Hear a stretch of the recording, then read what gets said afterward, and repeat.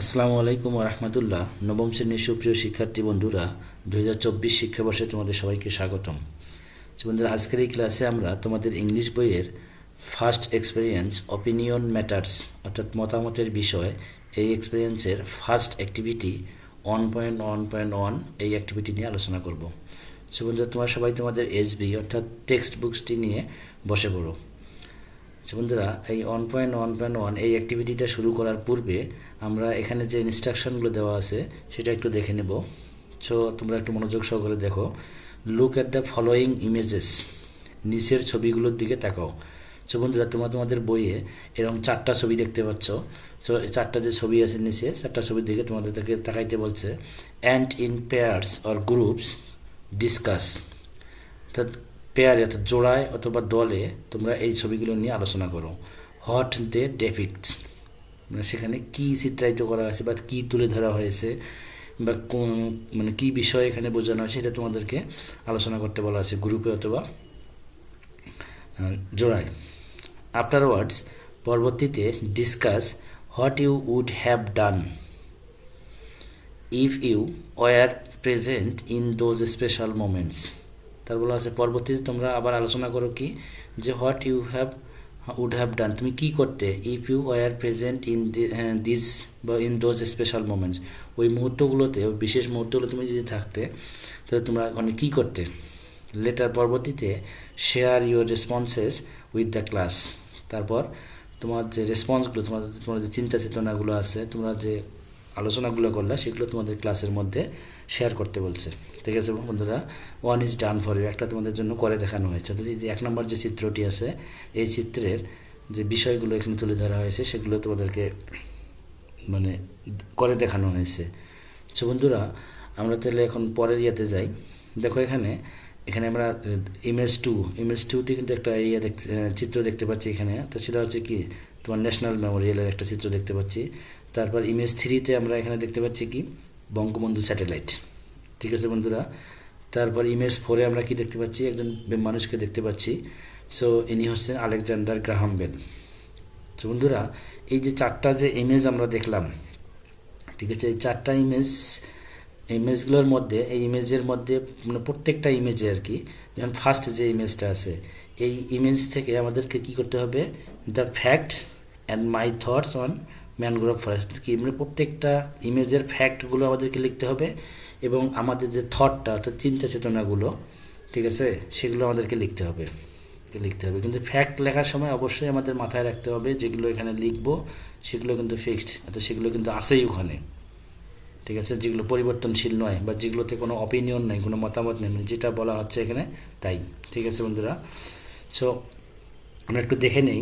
This illustration ডেপিক্টস the mangrove forest, অর্থাৎ image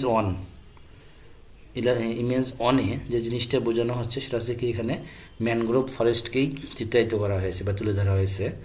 this mangrove forest are usually grown in saline muddy partially waterlogged area. আর এই mangrove ফরেস্টগুলো হয় কি, সাধারণত লবণাক্ত, কাদাময় এবং আংশিক জলাবদ্ধ area. Due to saline soil, এই লবণাক্ত পানির কারণে the roots of this forest trees are quite scattered. আর এই লবণাক্ত পানির কারণে এই সমস্ত গাছের যে তোমার ইয়াগুলো আছে, শিকড়গুলো আছে, এগুলো কি বিক্ষিপ্তভাবে ছড়িয়ে পড়ে, মানে উপর দিয়ে আর কি, can not go deep into the soil, এবং এগুলো মাটির নিচে যেতে পারে না। ঠিক আছে, Indonesia, Brazil, Australia and Niger account for 43% of the world's mangrove forest. অর্থাৎ বলা হচ্ছে যে ইন্দোনেশিয়া, ব্রাজিল, অস্ট্রেলিয়া এবং নাইজার এগুলো থেকে এখন 43% ম্যানগ্রোভ ফরেস্ট কিন্তু এখানে তোমার আছে। লোকেটেড ইন বাংলাদেশে the southern Sundarban is the single largest mangrove forest in the world. মানে এখানে বলা হচ্ছে লোকেটেড মানে বাংলাদেশের ক্ষেত্রে, বাংলাদেশে সুন্দরবন হচ্ছে কি একটা সিঙ্গেল লার্জেস্ট ম্যানগ্রোভ ফরেস্ট, মানে বাংলাদেশের মধ্যেও একটা বড় ম্যানগ্রোভ ফরেস্ট আছে যেটা হচ্ছে কি Sundarban. And is recognised by the world as a UNESCO world heritage site, এবং ইউনেস্কোর দ্বারা এটাকে কি একটা বিশ্বের ঐতিহ্য হিসেবে তোমার স্বীকৃতি দেওয়া হয়েছে। সো বন্ধু তাহলে এখানে আমরা কি ফ্যাক্ট অর্থাৎ ওই ফার্স্ট যে ইমেজটা ছিল সেই ইমেজের ফ্যাক্টগুলো এখানে লেখা হয়েছে। সো বন্ধুরা এখানে মাই thoughts on the mangrove forest, এই ম্যানগ্রোভ ফরেস্ট নিয়ে আমার যে থটগুলো, আমার চিন্তা চেতনাগুলো, সেগুলো আমি এখানে লিখব। Personally I find this different and unique forest rare creation of nature. মানে ব্যক্তিগতভাবে আমি এই মানে I find this different and unique forest, আমি এই ভিন্ন এবং একক যে ফরেস্টগুলো আছে, রেয়ার ক্রিয়েশন অফ নেচার, মানে এগুলো হচ্ছে প্রকৃতির একটা কি অবিরল, অর্থাৎ মানে যেটাকে খুব সচরাচর কম পাওয়া যায় এই ধরনের একটা সৃষ্টি এটা।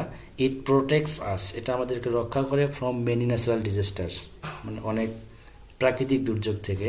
We need to protect our Sundarbans by any means, যে কোনোভাবে আমরা আমাদের সুন্দরবনকে প্রোটেক্ট করা বা রক্ষা করা প্রয়োজন। Also the mangrove forest inspires me to fight against all odds and make my own place in the world.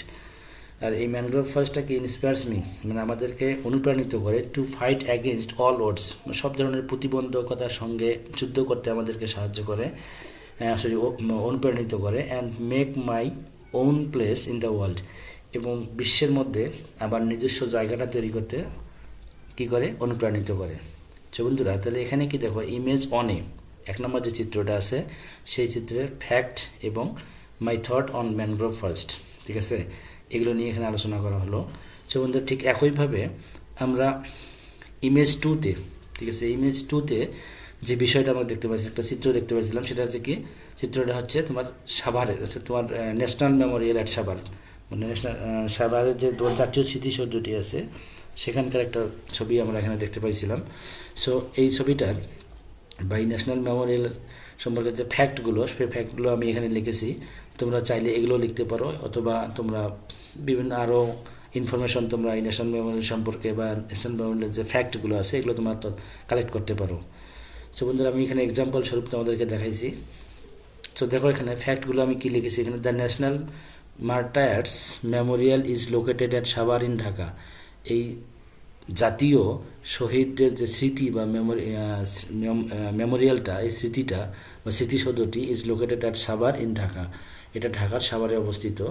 The memorial has been designed by architect Syed Mainul Hossain, আর এটার তোমার আর্কিটেক্ট স্থাপত্য শিল্পী হচ্ছে সৈয়দ কি Moinul Hossain. The construction of the memorial began in 1972, অর্থাৎ এই স্মৃতিসৌধের যে নির্মাণ কাজটা শুরু হয়েছিল 1972 সালে অ্যান্ড ওয়াজ কমপ্লিটেড ইন 1982, 1982 সালে এর কাজটি শেষ হয়েছিল। ইট ওয়াজ অফিসিয়ালি ইনঅগুরেটেড অন ডিসেম্বর 16, 1982, 1982 সালে 16ই ডিসেম্বর এটা উদ্বোধন করা হয়েছিল, marking the victory day of Bangladesh, মানে বাংলাদেশের যে বিজয় দিবসটা ছিল এটাকে মার্ক করে বা এটাকে উল্লেখ করে। The memorial is a symbol of the heroic struggle of the Bengali people, আর এই মেমোরিয়ালটা, এই স্মৃতিসৌধটা হচ্ছে বাংলাদেশের যে বীর আছে তাদের যে তোমার হিরোইক মানে কি সাহসিকতার যে সংগ্রামটা ছিল, বাংলার সংগ্রাম ফর দেয়ার ইন্ডিপেন্ডেন্স, তাদের স্বাধীনতার জন্য, তার স্বাধীনতার জন্য যারা সাহসিকতার সঙ্গে যুদ্ধ করেছিল বা সংগ্রাম করেছিল তাদের সিম্বল বা প্রতীক স্বরূপ কিন্তু এটা তৈরি করা হয়েছে। ইট কমেমোরেটস দ্য ইন্ডিভিজুয়ালস, এটা ওই সমস্ত লোকদেরকে স্মরণ করে হু গেভ দেয়ার লাইভস, যারা তাদের জীবন দিয়েছিল in Bangladesh liberation war of 1971 against Pakistan forces, যারা 1971 সালে পাকিস্তানি সৈন্যদের বিরুদ্ধে যুদ্ধ করতে গিয়ে তাদের জীবন দিয়েছিল, তাদেরকে স্মরণ করার জন্যই এটা কি করা হয়েছিল, নির্মাণ করা হয়েছিল। সো বন্ধুরা তাহলে এগুলো ন্যাশনাল মেমোরিয়াল হচ্ছে কি, এগুলো fact. So my thought on it, মানে এটা সম্পর্কে আমার যে চিন্তা চেতনাগুলো সেগুলো আমি লিখেছি এখানে দেখো। The national Memorial of Bangladesh is a symbol of Nations gratitude, এটা হচ্ছে কি বাংলাদেশের জাতীয় স্মৃতিসৌধটা হচ্ছে জাতির যে একটা কৃতজ্ঞতা, ঠিক আছে, কৃতজ্ঞতা বোধ তারই একটা প্রতীক এটা। And respect for the martyrs of liberation war of Bangladesh of 1971, অর্থাৎ 1971 সালের মুক্তিযুদ্ধের যে শহীদ হয়েছিল তাদের প্রতি একটা শ্রদ্ধাবোধের প্রতীক। It is a majestic structure, এটা হচ্ছে একটা রাজকীয় উল্লেখযোগ্য একটা গঠন। That stands about 35 kilometre north west of Dhaka, যেটা 35 কিলোমিটার ঢাকা থেকে ঢাকার উত্তর পশ্চিম কোণে 35 কিলোমিটার দূরে অবস্থিত। I think the national Memorial of Bangladesh is a remarkable monument. আমি মনে করি যে বাংলাদেশের জাতীয় স্মৃতিসৌধ হচ্ছে একটা উল্লেখযোগ্য একটা সৌধ বা স্তম্ভ, that reflects the history and identity of Bangladesh people, যেটা বাংলাদেশের মানুষের ইতিহাস এবং একটা পরিচয় বহন করে।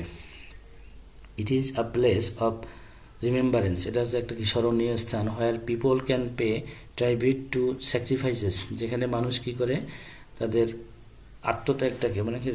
আত্মত্যাগটাকে করে অর্পণ করে, and achievement of the freedom fighters, এবং মুক্তিযোদ্ধাদের যে অর্জনটা সেটাকেও তারা করে সম্মান করে। তো বন্ধুরা, এখানে ইমেজ 2-র যে বিষয়গুলো অর্থাৎ ফ্যাক্টস এবং মাই থটসগুলো এখানে লেখা আছে। সো আমরা এখন ইমেজ 3-তে যাব। ইমেজ 3-তে হচ্ছে দেখো দ্য ফ্যাক্টগুলো হচ্ছে ইমেজ 3-তে কিন্তু আমরা বঙ্গবন্ধু স্যাটেলাইটের একটা ছবি দেখতে পাইছিলাম, ঠিক আছে। তো এই বঙ্গবন্ধু স্যাটেলাইটের যে ফ্যাক্টটা সেটা আমি এখানে লিখেছি। Bangladesh has the Bangabandhu satellite on which is the first geostationary communicating satellites of Bangladesh. তাহলে বাংলাদেশে বঙ্গবন্ধু স্যাটেলাইট একটা আছে, যেটা হচ্ছে তোমার ভূতাত্ত্বিক যে যোগাযোগ ব্যবস্থাটা, এটা হচ্ছে বাংলাদেশে প্রথম। The satellite is named Bangabandhu in honour of founding leader of Bangladesh Sheikh Mujibur Rahman. আর বঙ্গবন্ধু স্যাটেলাইটের নামকরণটা করা হয়েছে বাংলাদেশের প্রতিষ্ঠাতা বঙ্গবন্ধু শেখ মুজিবুর রহমানের নাম অনুযায়ী। Bangabandhu satellite was launched on May 11, 2018, 2018 সালের 11 মে এটা চালু করা হয়েছিল।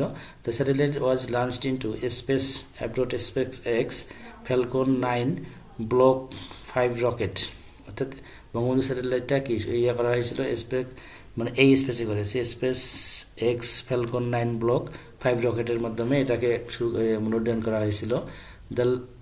The launch took place from Kennedy Space Center in Florida, USA. এটা ইউএসএর কেনেডি স্পেস সেন্টার ফ্লোরিডা থেকে এটাকে উড্ডয়ন করা হয়েছিল।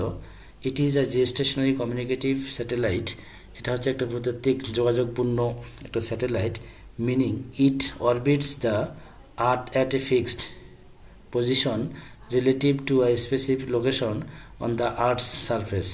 এটা আর্থ অর্থাৎ ভূপৃষ্ঠ থেকে একটা নির্দিষ্ট বিশেষ একটা জায়গা থেকে এটা চতুর্দিকে করবে, ঘুরবে। The satellite's coverage extends to Bangladesh, India, Nepal, Bhutan, Sri Lanka, the Philippines and Indonesia. আর এই স্যাটেলাইটটা এই জায়গাগুলোর মধ্যে এই দেশগুলোর মধ্যে কভারেজ করবে, অর্থাৎ এই দেশগুলোর মধ্যে চলাচল করবে। সো স্যাটেলাইট সম্পর্কে এখানে মাই থটসগুলো দেখো। এখানে the launch of Bangabandhu satellite on marked a significant milestone for Bangladesh. বাংলাদেশে এই বঙ্গবন্ধু স্যাটেলাইটটার যে শুরুটা, এটা বাংলাদেশের একটা উল্লেখযোগ্য বা তাৎপর্যপূর্ণ একটা মাইলস্টোন বা মাইল ফলক, making it one of the few countries in the world to have its own geostationary communicative satellite. অর্থাৎ এটা হচ্ছে যে এটা ফিউ কান্ট্রিজ খুব কম সংখ্যক দেশের মধ্যেই এই জিওস্টেশনারি কমিউনিকেটিভ স্যাটেলাইটটা এটা কিন্তু আছে। তো it is seen as a step towards reducing the country's dependence on foreign satellite for communication services. তাহলে it is seen as a step towards reducing the country's dependence on foreign satellites. অর্থাৎ এটার মাধ্যমে যে অন্য দেশের প্রতি যে আমাদের একটা বিদেশিদের বা অন্য দেশের স্যাটেলাইটের প্রতি যে আমাদের একটা ডিপেন্ডেন্স ছিল, এইটা কিন্তু করছে রিডিউসিং করে ফেলছে, নির্ভরশীলতাটা কমিয়ে ফেলছে ফর কমিউনিকেশন সার্ভিসেস, যোগাযোগের ক্ষেত্রে। The satellite is expected to play a crucial role in disaster management by enhancing communication capabilities during emergencies. অর্থাৎ ইমার্জেন্সি ক্ষেত্রে বিশেষ মুহূর্তে যে আমাদের যে বিভিন্ন রকম দুর্যোগগুলো আছে এগুলোর মানে এই স্যাটেলাইটের মাধ্যমে আমরা এই নিউজগুলো আর কি দুর্যোগের যে পূর্বাভাসগুলো এগুলো কিন্তু আমরা পেয়ে থাকি।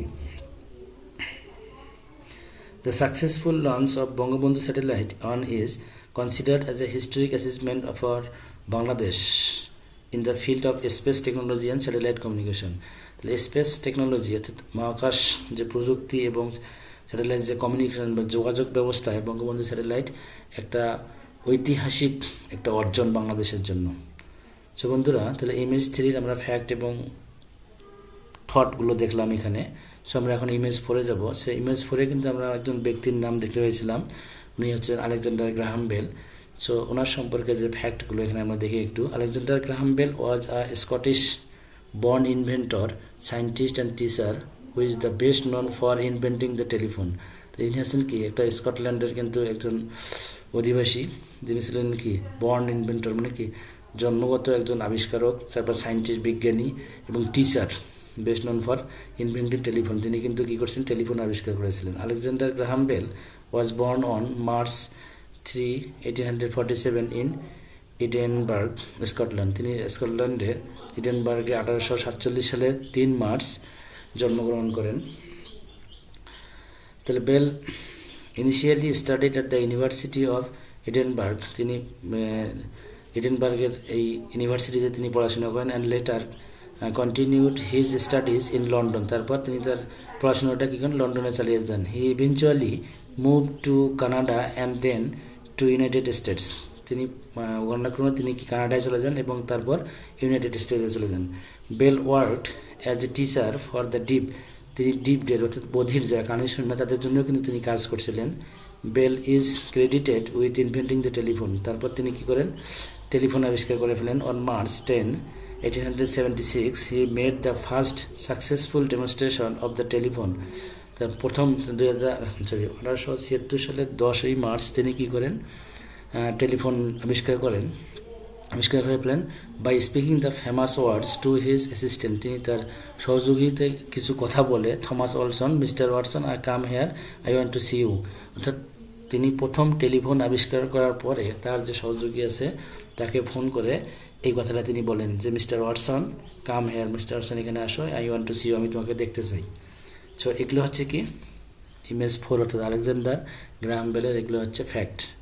সো আমরা এখন থটগুলো দেখবো এখানে। দেখো my thoughts on it. I think Alexander Graham Bell was a remarkable person who had a profound impact on the world with his inventions. যার ছিল কি আমরা কি I think Alexander Graham Bell was a remarkable উল্লেখযোগ্য, আমি মনে করি Alexander Graham bell একজন উল্লেখযোগ্য ব্যক্তি হু হ্যাড আ প্রোফাউন্ড ইম্প্যাক্ট, যার একটা গভীর প্রভাব ছিল অন দ্য ওয়ার্ল্ড পৃথিবীতে with his invention and discoveries, তার আবিষ্কার নিয়ে। হি ওয়াজ এ ভিশনারি, তিনি ছিলেন এক দূরদর্শী ব্যক্তি। হু ফরস, তিনি দেখতে পারতেন the potential of wireless communication and air travel. তিনি মানে তারবিহীন যোগাযোগের এবং আকাশ ভ্রমণের একটা প্রয়োজনীয়তা তিনি অনুভব করতে পারছিলেন। হি ওয়াজ অলসো আ হিউম্যানিটেরিয়ান, তিনি মানবহিতৈষী ছিলেন। Who dedicated his life to helping the deaf, তিনি তার জীবনটা উৎসর্গ করেছিলেন বধিরদেরকে সাহায্য, যারা কানে শুনে তাদেরকে সাহায্য করার জন্য। ইমপ্রুভিং দ্য হিউম্যান কন্ডিশন, মানুষের অবস্থার উন্নতি করেন। হি ওয়াজ আ ম্যান অফ কিউরিয়াসিটি, তিনি ছিলেন একজন কৌতূহলী ব্যক্তি, ক্রিয়েটিভিটি এবং সৃজনশীল ব্যক্তি। Who never stopped learning and experimenting, তিনি কখনো তার শেখা এবং গবেষণা বন্ধ রাখেননি। সো বন্ধুরা, তাহলে এগুলো হচ্ছে কি থট। আজ এ পর্যন্তই। এতক্ষণ থেকে ধৈর্য সহকারে ভিডিওটি দেখার জন্য তোমাদের সবাইকে ধন্যবাদ, এবং পরবর্তী ক্লাসে আমরা তোমাদের ইংলিশ বইয়ের 1.2.1 এই অ্যাক্টিভিটিটি নিয়ে আলোচনা করব। সে পর্যন্ত আল্লাহ যেন তোমাদের সবাইকে ভালো রাখে। আল্লাহ হাফেজ।